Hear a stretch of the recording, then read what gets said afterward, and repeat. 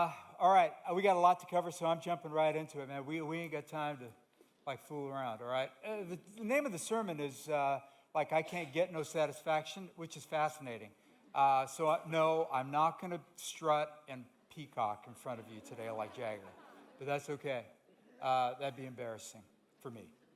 All right, we're in Ecclesiastes. Ecclesiastes is a strange book in the Bible. Because it begins with the inspiring, absolute futility. Everything is futile. You can see why there's so many of you here this morning, because that is an inspirational message right there. And so we can go home. When we look at the book of Ecclesiastes, we're introduced to a person named Kohelet, or Koheleth, which can mean preacher or teacher. And he's probably somebody older in life, experienced in life, and he's sitting down with us, taking us through some really deep water in life to wake us up. This book uses a Jewish way to argue, which is built on argumentation and disagreement in order to get you or the readers to question your life, their life. And the bluntness of the book is meant to leave you unsettled. As human beings, he wants you to come to a conclusion. So maybe a way that I would put it would be this. There really is knowledge that you can gain in this world. There's a clear knowledge that you can gain. In the words of a Jewish friend of mine, the author is interrogating you to get you to see the point of life, that reality is more than just what you typically do during your day. And so as a way of review from last week, here's his conclusion, starting in chapter 12 verse 12 of chapter 1. I, the teacher, have been king over Israel and Jerusalem. I applied my mind to examine and explore through wisdom all that is done under heaven. God has given people this miserable task to keep them occupied. I have seen all things that are done under the sun and have found everything to be futile, a pursuit of the wind. What is crooked cannot be straightened. What is lacking cannot be counted. The teacher is someone who's probably speaking from the perspective of King Solomon. Could be King Solomon, but some people think it's somebody speaking from his perspective, and in some ways it really doesn't matter. But here's his conclusion from last week. Under the sun, if this life is all there is, then everything is futile, meaningless, it's pointless. What he says is life is bent out of shape and cannot be straightened. And if he adds, if you're running in the negative all the time, it's hard to arrive at something positive because it's all under the sun. Now, that phrase under the sun is used 38 times in the book. Now, he doesn't say that life is meaningless, but rather in this experiment we'll go through today, that life under the sun is meaningless. In Hebrew, the word is hevel. What he's arguing with you about, is if you consider this life cut off from anything divine, no God, no eternity, no heaven, no hell, all of it is vanity. It's like a vapor in the wind. So last week I was walking the dog, and it was cold enough that I could see my breath. Visible for a brief moment, but it dissipated quickly. So trying to catch my breath with my hand would be pointless. We see this morning in what follows that he reiterates his main conclusion, but then he's going to tell us some specific areas that he explored to arrive at the conclusion that he did. In fact, as we go through the book, he's going to keep coming back to these specific areas, and he'll even bring up a few more and then keep repeating his conclusion under the sun. And so what he's proposing is something we call a thought experiment. think deeply about this. And what kind of outcome do you get? Maybe he lived some of it, but I think it's best seen as a thought experiment. And here's my reasoning. He'll say things like when he's filling his life up with pleasure in chapter 2, verse 3, I explored with my mind the pull of wine on my body, my mind still guiding me with wisdom. Now, this is a very ancient way of putting himself in the role of an actor who's playing a part. And then he breaks through the fourth wall to ask you as the audience, so what do you think that's going to lead to? What's the outcome of this kind of life? Does it really work? So he shares with us 3 specific experiments to show how he arrived at the conclusion that he did. Here was the first experiment with pleasure. In verses 1 and 2, he said, I said to myself, go ahead. I will test you with pleasure. Enjoy what is good. But it turned out to be futile. I said about laughter, it's madness, and about pleasure, what does this accomplish? The pursuit of pleasure meant 2 things. First, it meant lots of laughter, frivolity, taking nothing seriously only to drink heavily from a fun-filled life. I mean, in some ways, he was like the original frat guy. But it also included a life of achievement, building a great life for himself. We read in verses 4 through 10, I increased my achievements.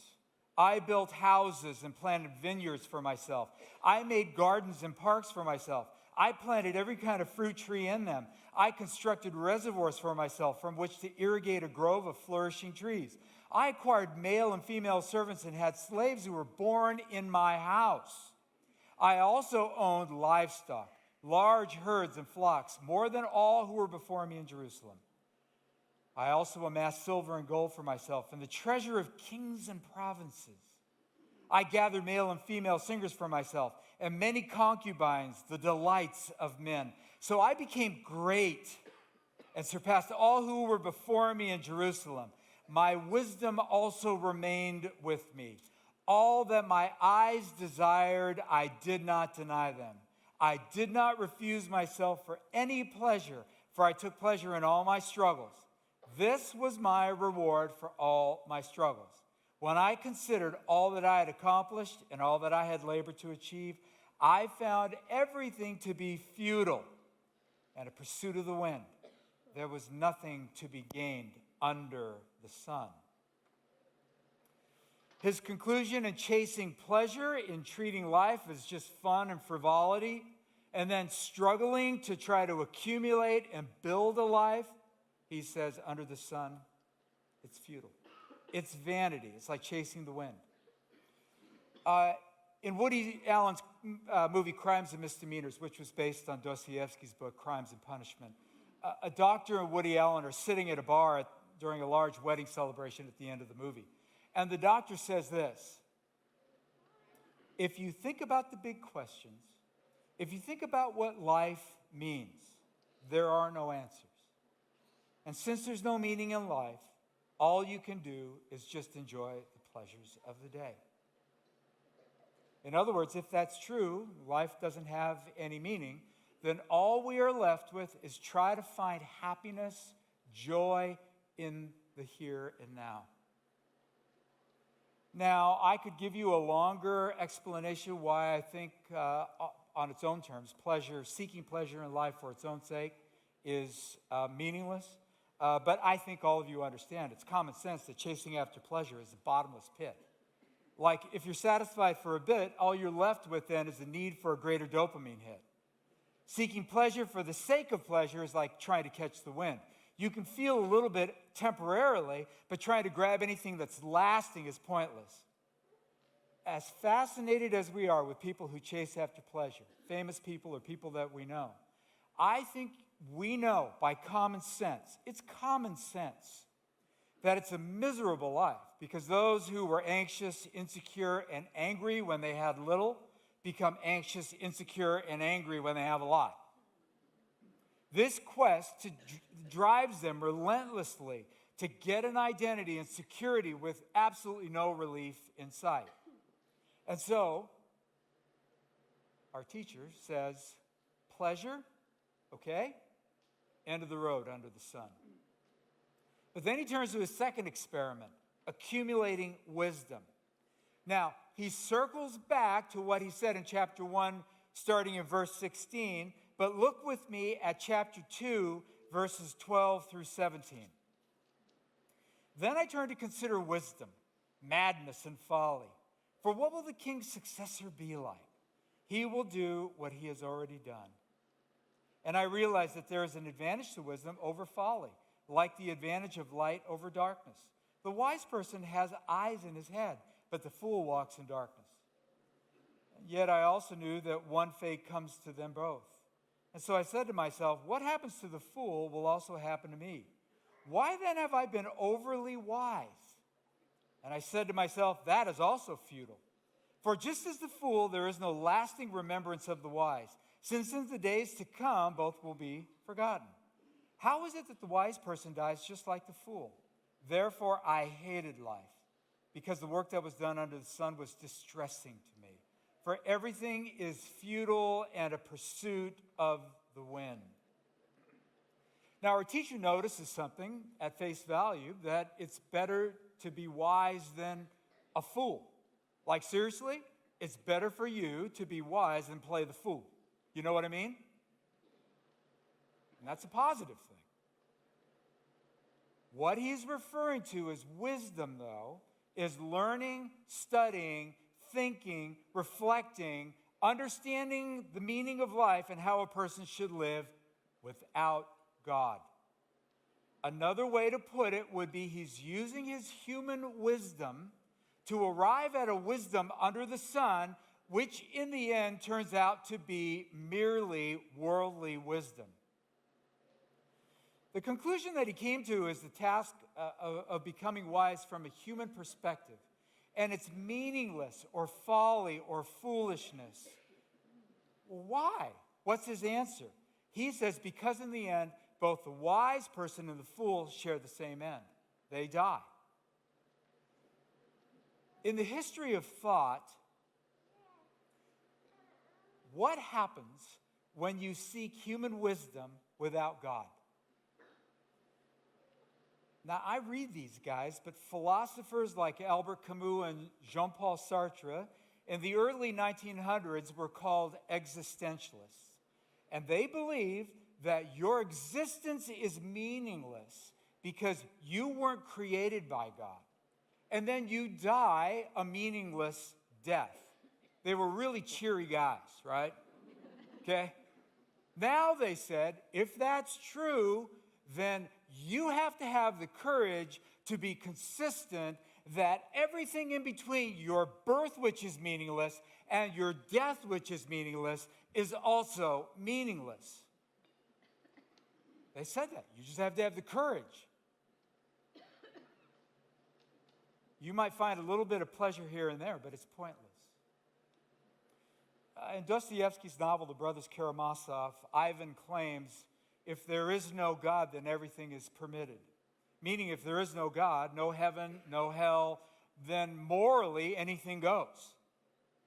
In the end, then there is no difference between helping an elderly lady across the street and pushing her into traffic. Does that bother you? Now, if you responded to the teacher and you say, but my life makes the world a better place, he would laugh at how naive you are. Under the sun, that's just a wish dream. Because you say there's no ultimate meaning in life, and yet you live as if there is. You want it. That's weird. No, the teacher tells us, under the sun, with no reference to God, the search for meaningless is pointless. There you go. Pleasure, wisdom. Third experiment. Third experiment under the sun was with work. What if I live to gain meaning in my life through my labor? Look at verse 18 and 19. I hated all my work that I labored at under the sun, because I must leave it to the one who comes after me. And who knows whether he is wise or a fool? And his reign continues in verse 21 through 23. When there is a person whose work was done with wisdom, knowledge, and skill, he must give his portion to a person who has not worked for it. This too is futile and a great wrong. For what does a person get with all his work and all his efforts that he labors at under the sun? For all his days are filled with grief, and his occupation is sorrowful. Even at night his mind does not rest. This too is futile. Our teacher gives us two reasons why, for his conclusion with work, why it's futile. First, you end up leaving what you've worked for to someone else, and you don't know whether they're wise or a fool. Now, for those of you who have had a front row seat to watching family members squabble over and squander inheritance money, you know exactly what the teacher's talking about. Here's a second reason why. We'll return to it another week.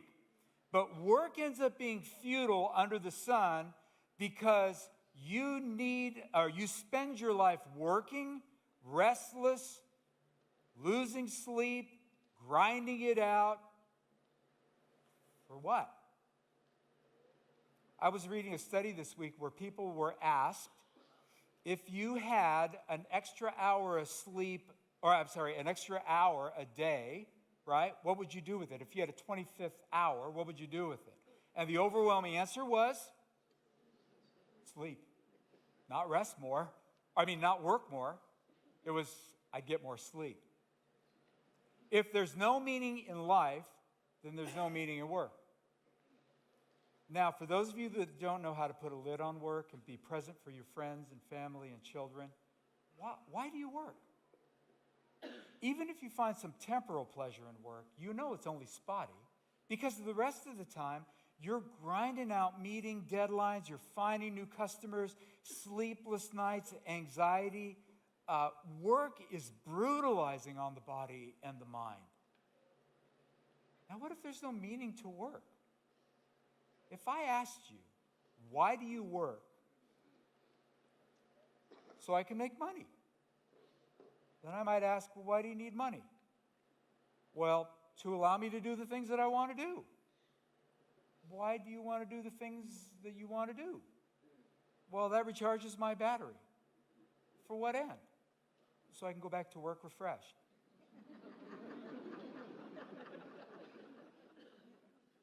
The teacher would say, do you hear yourself?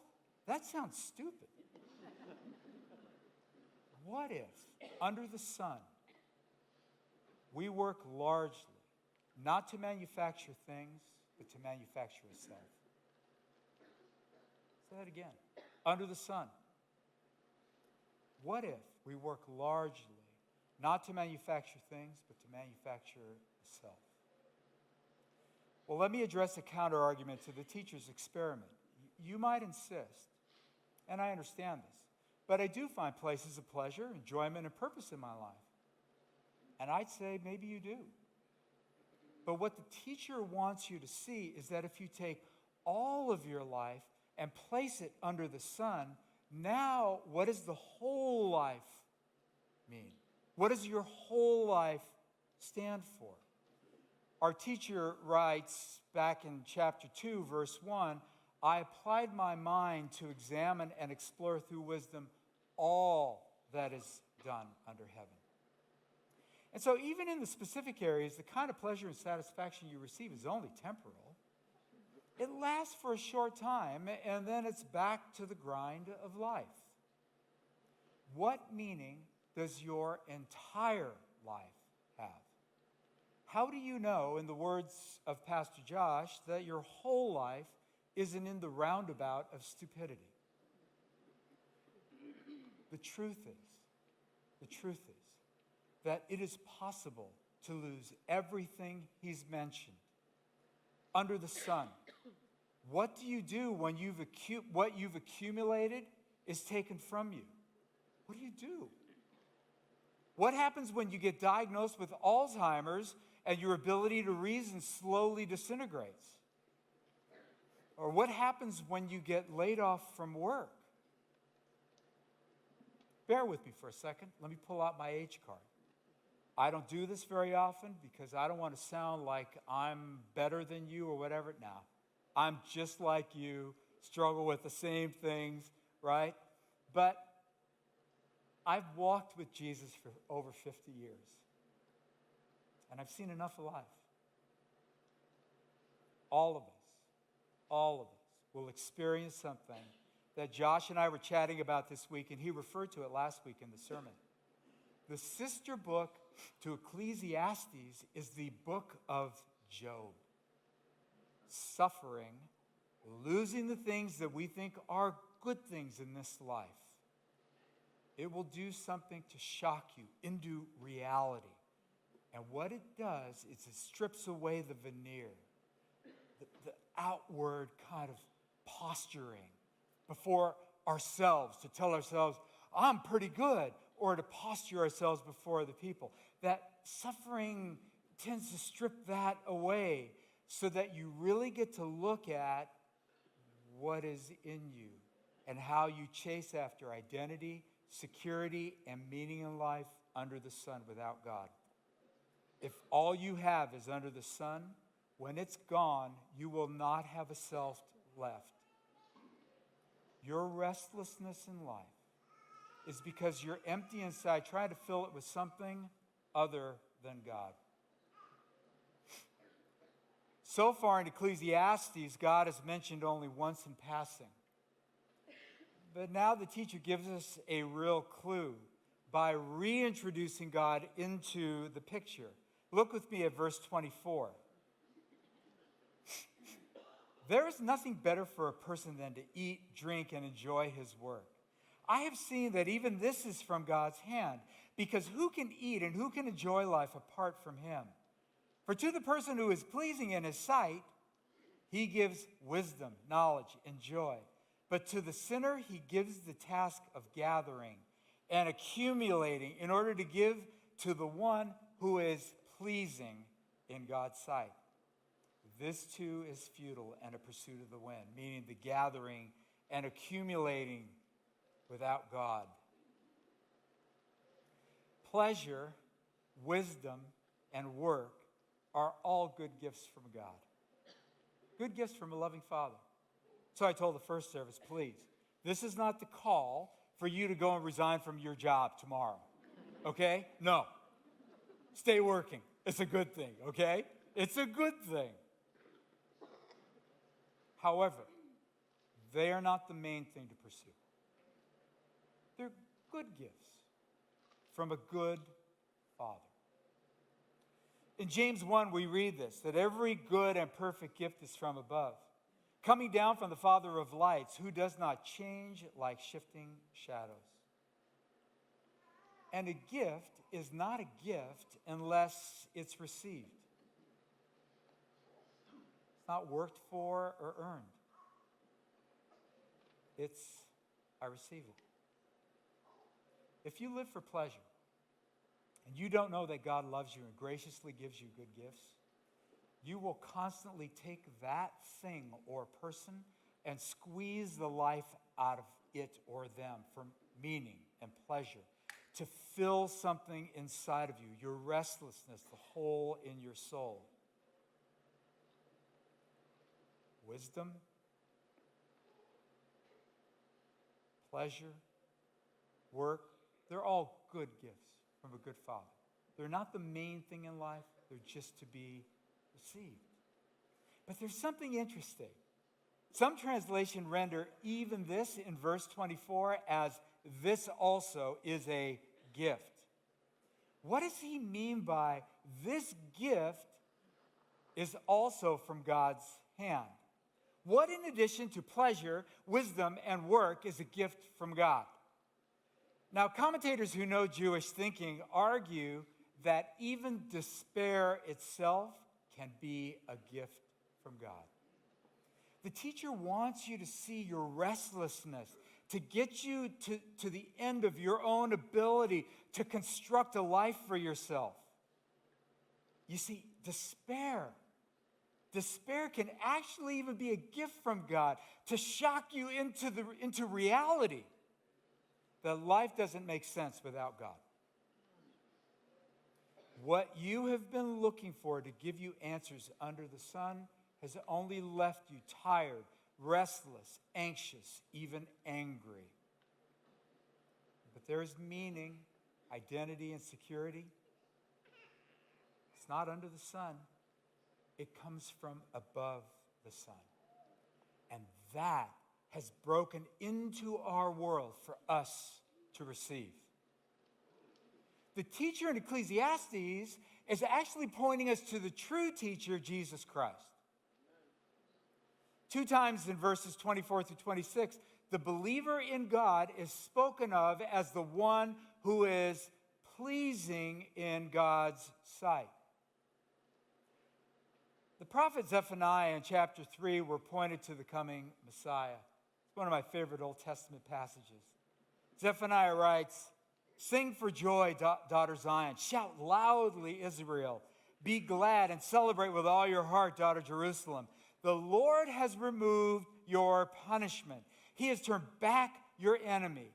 The King of Israel, the Lord, is among you. You need no longer fear harm. He will rejoice over you with gladness. He will be quiet in his love. He will delight, take pleasure in you with singing. His own heart is filled with delight." This was to remind Israel, daughter Zion, that they were people full of sin, and yet he has removed the punishment for their sin. How's he going to do this? Prophetically, Zephaniah says, the King of Israel is coming. He's among you. What's going on? What Zephaniah could only look forward to, we who are on this side of the cross, we know that because the rightful king has come, he now sings over you with gladness.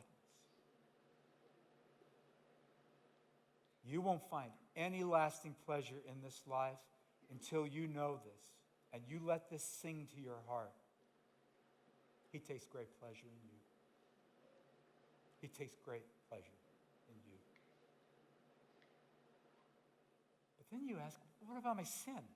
Like, how can this be? How can he take pleasure in me, a sinful person? You will not be able to work under the sun unless you first understand that there was a greater work that was done for you to give you an identity that can never be taken away from you. In 2 Corinthians 5:21, we read this, that he made him, or Jesus, who knew no sin, to be sin for us, so that in him, or connected to him, we might become the righteousness of God. This work is finished. It's done. It's complete. And so now you're in this position of being able to receive work now as a gift from your heavenly Father. It's a good gift. And finally, we read in 1 Corinthians 1:24, yet to those who are called, both Jews and Greeks, Christ is the power of God and the wisdom of God. Christ is the ultimate gift to us because he himself is our wisdom.